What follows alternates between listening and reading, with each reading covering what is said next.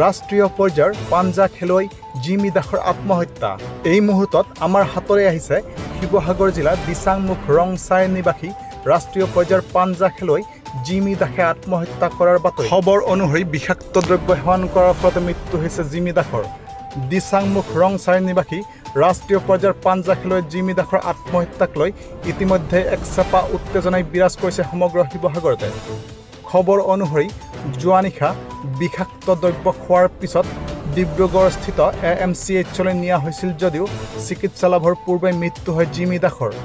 জানিব পৰা মতে প্ৰেমজনিত কাৰণতে আত্মহত্যাৰ অভিযোগ তুলিছে জিমি দাসৰ পিতৃ মাতৃয়ে। আনহাতে বিগত বৰ্ষতো বহিৰাগত লোকে জিমি দাসক মাৰপিট কৰাৰ বিষয়ে চৰ্চালৈ আহিছিল। আৰক্ষীৰ তদন্তৰ পিছতহে হয়তো পোহৰলৈ আহিব প্ৰকৃত ঘটনাৰ ৰহস্য। মই জেলগাঁও বাসিন্দাই হয় যাম আৰু মই ৰাম দাসৰ বন্ধু হয়। আৰু ২ নম্বৰ কথা, জিমি দাসৰতো ভাল খেলুৱৈ এজনী ছোৱালী, ভালকৈ খেলিছিলে।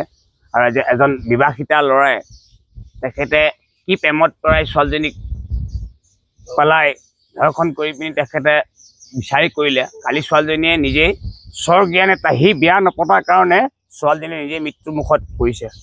আৰু মেডিকেল জয়সাগৰত ভৰ্তি কৰা অৱস্থাত তেখেতে ডিব্ৰুগড় মেডিকেলত তেখেতৰ এতিয়া পেচেণ্ট তাতে আছে। আৰু ইয়াৰ বিচাৰ সুবিচাৰ তুৰন্তে হ'ব লাগিব। প্ৰতিনিধি কোনে বিচাৰ ভাল ধৰণে কৰিব লাগিব। যদি ইয়াৰ বিচাৰ নহয় আমি কোনে জনসাধাৰণে আমি আপিল কৰা হ'ব।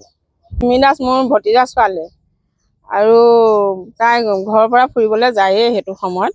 কিন্তু যে ল'ৰাৰ লগত ল'ৰাই যে তাই কি টেনশ্যন দিছে সেইটো আমি নাজানো। কিন্তু কালি তাই ঢাচকে ৰাস্তাতে পৰিলে। 4:30মান বাজিলে সন্ধিয়া।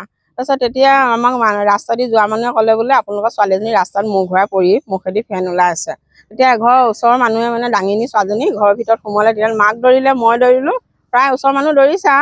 কিন্তু ছোৱালীজনীয়ে কৈছে যে মায়ে ল'ৰাটোৰ কাৰণেই মই মৰিছোঁ, কাৰণ সি মোক নিনিয়াৰ কাৰণে মই আজি তাৰ কাৰণে মৰিলোঁ। আৰু 3টা নাম্বাৰ আছে, এখন বগা কাগজ, এটা ৰঙা কলমে লিখি থৈ গৈছে। আৰু মায়ে মোক সোনকালে মেডিকেল নিয়া, আৰু নহ'লে গাড়ী নহ'লে মোৰ স্কুটিত লৈ যা, মোক বচোৱা, আৰু মই ল'ৰাটোৰ কাৰণেই মই মৰিলোঁ। কিন্তু জয়সাগৰ মেডিকেলত নিলে, মেডিকেলৰ পৰা ডিব্ৰুগড় লৈ গ'ল।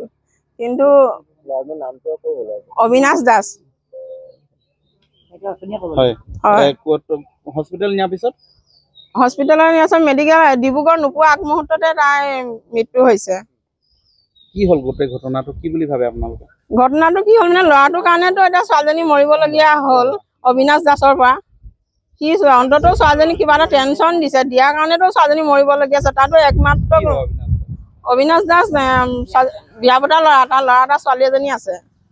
সিটো এটা বিবাহিত ল'ৰা, সিটো এজনী গাভৰু ছোৱালী, এজনী পঢ়ি থকা ছোৱালী। এনেকৈ ধ্বংস কৰিবতো নালাগিছিলে।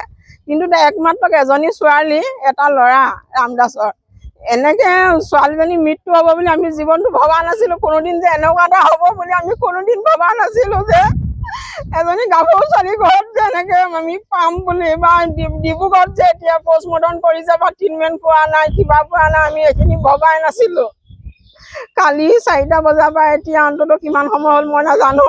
কিন্তু আমি ছোৱালীজনী যে ঘৰলৈ ঘূৰি আহিব যে ভালভাৱে, এইটোৱে ভাবি আছোঁ। কিন্তু এই ল'ৰাটো ন্যায় পাবই লাগিব, গাঁৱৰ ৰাইজে হওক, আৰু ছোৱালীজনী ন্যায় পাব লাগিব। সিহঁতৰ ঘৰত জ্বলাব লাগিব, কাৰণ এটা ল'ৰাৰ পৰা এজনী ছোৱালী, গাভৰু ছোৱালী মৰিছে, আৰু এটা বিবাহিত ল'ৰা, তাৰ ল'ৰা এটা ছোৱালীজনী আছে। ছোৱালীজনী কিয় আঘাত দিব, কেলৈ লৈ নগ'লে?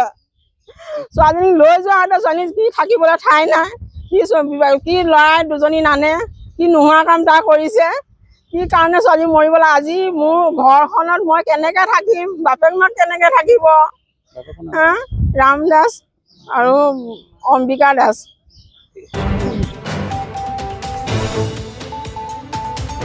শিৱসাগৰৰ পৰা ফাৰহান লস্কৰৰ ৰিপৰ্ট, নিউজ টাইম 3।